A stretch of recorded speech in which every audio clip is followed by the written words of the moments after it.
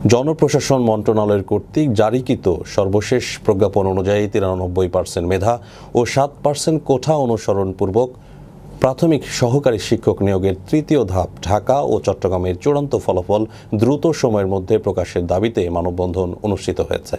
রোববার সকালে মিরপুর প্রাথমিক শিক্ষা অধিদপ্তরের সামনে এই মানববন্ধন অনুষ্ঠিত হয়। ভুক্তভোগীরা জনপ্রশাসন মন্ত্রণালয়, প্রাথমিক ও গণশিক্ষা মন্ত্রণালয় ও প্রাথমিক শিক্ষা অধিদপ্তর বরাবর স্মারকলিপি প্রদান করেছেন। ৪৮ ঘণ্টার মধ্যে তাদের দাবি দেওয়া না মানলে তারা কঠোর আন্দোলনের হুঁশিয়ারি দেন। আমরা এখানে উপস্থিত হয়েছি আমাদের যে দাবি দাওয়াগুলো নিয়ে।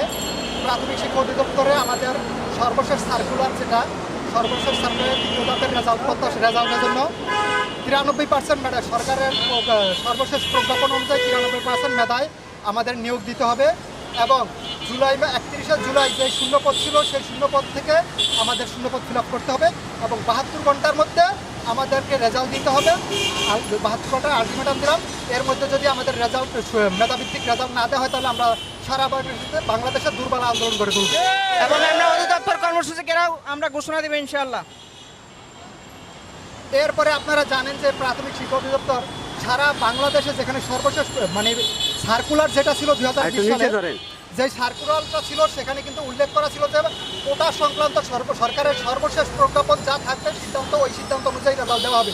সুতরাং এটা সরকারের এই প্রজ্ঞাপন সর্বশেষ এটা সিদ্ধান্ত এবং প্রজ্ঞাপন যেখানে দেওয়া যায় সেখানে উল্লেখ করা ছিল যে এই সংক্রান্ত কোটা সংক্রান্ত ৮ জন্য বিধিমালা আছে, সবগুলো এখানে এক্সপান্স করা হলো এবং এই প্রজ্ঞাপনের সর্বশেষ প্রজ্ঞাপনে এটা অনুযায়ী নিয়োগ কার্যক্রম চালু করতে হবে। সুতরাং এরপরে আরেকটা বলা হয় যে যেহেতু এই সার্কুলারটা ২০২৩ সালের সার্কুলার, এই জন্য আমি বলবো যে ২০২৩ সালের সার্কুলার এটা একটা ভুল যুক্তি।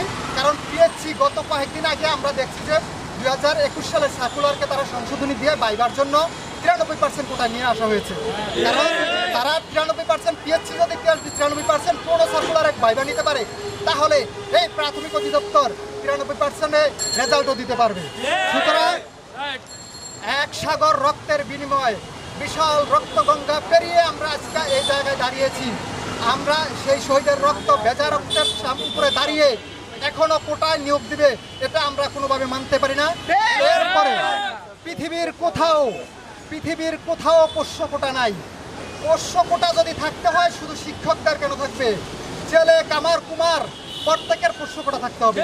সুতরাং যেহেতু জেলে কামার কুমারের, আমার বাংলার রিক্সা চালক, ভ্যান চালকের যেহেতু পোষ্য কোটা নাই, সুতরাং এই শিক্ষকদের কোনো পোষ্য কোটা থাকার যৌক্তিকতা আমি মনে করি না। শিক্ষকদের এই পোষ্য কোটা থাকার যৌক্তিকতা ছিল যদি তারা রাষ্ট্রীয় শিক্ষা ব্যবস্থা যদি অবদান থাকতো। তাদের রাষ্ট্রীয় শিক্ষা ব্যবস্থা, প্রাথমিক শিক্ষা ব্যবস্থায় ৫৬% শিক্ষার্থী বাংলা রিডিং করতে পারে না। এই ৫৬% বাংলা শিক্ষার্থী যখন বাংলা রিডিং করতে পারে না, এই দায়ভার ওই শিক্ষকদের, এই ব্যর্থতা ওই শিক্ষকদের, ওই ব্যর্থ শিক্ষকদের সন্তানদেরকে 20% কোটা বাংলাদেশে কোনোদিন হতে দেব না। এরপরে আসেন নারী কোটা, ৬০%। নারী কোটা পৃথিবীর কোথাও নারী কোটা নাই, পৃথিবীর কোথাও শিক্ষা ব্যবস্থায় নারী কোটা নাই। তাহলে আপনি কেন এই নারী কোটা আপনাদেরকে আমাদের উপর ঘাড়ে চাপিয়ে দিবেন? এখন দেশের নারীরা তো অবলা না, বাংলাদেশের নারীরা এখন অবলা না। নারীরা মেট্রো চালায়, নারীরা ট্রেন চালায়, নারীরা বিমান চালায়, নারীরা সরকারের প্রধান থাকে, বিরোধী দলের প্রধান থাকে, নারীরা স্পিকার থাকে, নারীরা সব জায়গায় এখন সক্ষম। তাহলে নারীদের কোটা দেওয়ার এখানে আর অবলা নাই, তারা নারীরা পিছিয়ে নাই। সুতরাং নারীদেরকে কোটা দিয়ে এখানে দাঁড় করালে শুধু প্রাথমিক শিক্ষায় কেন? যদি কোটা দিতে হয় তাহলে সব জায়গায় দেন, আর সর্ব জায়গায় যদি দিতে না পারেন তাহলে প্রাথমিক শিক্ষা দেওয়ার দরকার নাই। প্রাথমিক শিক্ষায় কোটা দেওয়ার কারণে এই প্রাথমিকের ৬০% শিক্ষক যারা মহিলা কোটায় শিক্ষক হয়েছেন তারা গ্রামগঞ্জের প্রত্যন্ত অঞ্চলে যেসব শিক্ষিকারা তারা ছাত্রীদেরকে দিয়ে বাসাবাড়ির মাছ কাটায়, বাসাবাড়ির ধোয়ার কাজ করায়। এটার প্রমাণ আপনারা দেখেছেন পত্র পত্রিকায় গত কয়েক সপ্তাহ, গত কয়েক বছর ধরে। শিক্ষক ছাত্রদেরকে দিয়ে টয়লেট পরিষ্কার করায়, স্কুল ঝাড়ু দেওয়ায়, আর ছাত্রীদেরকে দিয়ে বাসা তরকারি কাটায়, মাছ কাটায়, মাথার উকুন বাঁচায়। এইরকম ভিডিও ফুটেজ চলে আসছে।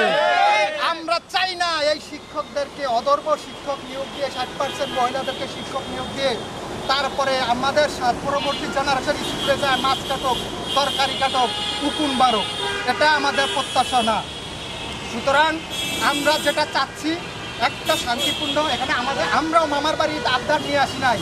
আমরা চাচ্ছি মেধার ভিত্তিতে আমাকে চাকরি দিতে হবে, এটা আমি বলি না। আমাকে চাকরি দেন, ওনাকে চাকরি দেন, ওনাকে চাকরি দেন, যারা আন্দোলন করতেছে তাদেরকে চাকরি দেন, এটা আমাদের দাবি না। আমাদের দাবি হচ্ছে এই জাতি গঠনে বাংলাদেশকে বাঁচাতে গত 15 বছরের শিক্ষা ব্যবস্থা যেই পেরেক মারা হয়েছে, এই পেরেক তুলতে হলে এখন যোগ্য শিক্ষক দরকার, মেধাবী শিক্ষক দরকার।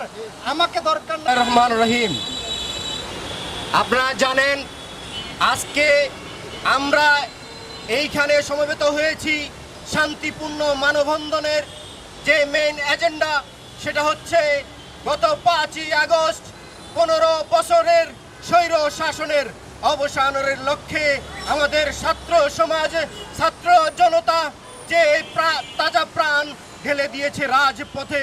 আমাদের সেই আবু সাঈদ, সেই মুগ্ধের প্রাণের বিনিময়ে আমরা যে বৈষম্য বিরোধী ছাত্র আন্দোলনের বিনিময়ে যে স্বাধীন বাংলাদেশ পেয়েছি, এই বাংলাদেশে কোনো ধরনের কোটা বৈষম্য থাকতে পারে না। এবং আপনারা জানেন প্রাইমারি সহকারী শিক্ষক নিয়োগ 2023 সালের সেই নিয়োগ আজকে পর্যন্ত ঝুলে আছে শুধুমাত্র এই প্রশাসনের অবহেলা, অবজ্ঞা এবং প্রশাসনের নানা ধরনের দুর্নীতির কারণে।